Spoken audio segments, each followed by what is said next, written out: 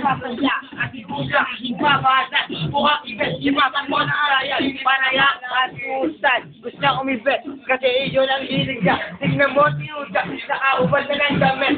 Kasi ang trip niya ay lilig, ay mamuwet. Tignan mo si Ekot, kaniko, kasi walang alam sino nakapula. At kasi, pwede niya. Tignan mo si Bek, nakalagay ng ipo, nakay ulo sobrang taba, di alam ang alam.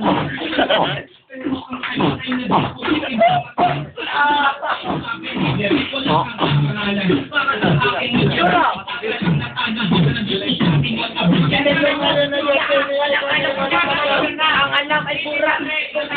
Lubo. Tignan mo kanyang buwan sobrang luwag sa pasok.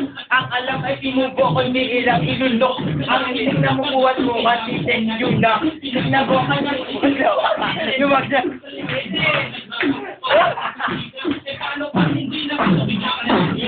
Lahat ng aking sinasabi ay lahat ay biro.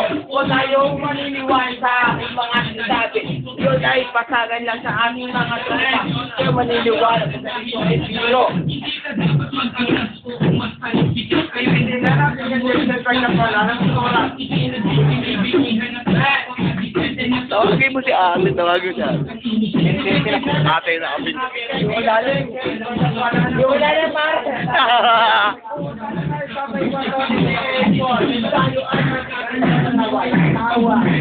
Hoy, Ben!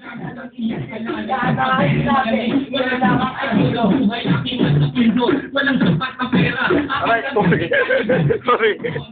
Tingnan mo si Uda, wala na siyang masabi. Tingnan mo kanya mukhang tuliro.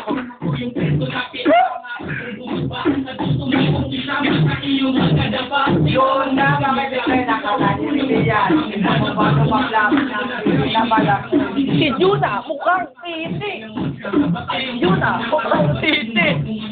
Si Juda, mukhang titi. Kamay naman. Ito mo ba kamay Si Juda, mukhang titi. Juda, may ganda. Mukhang titi.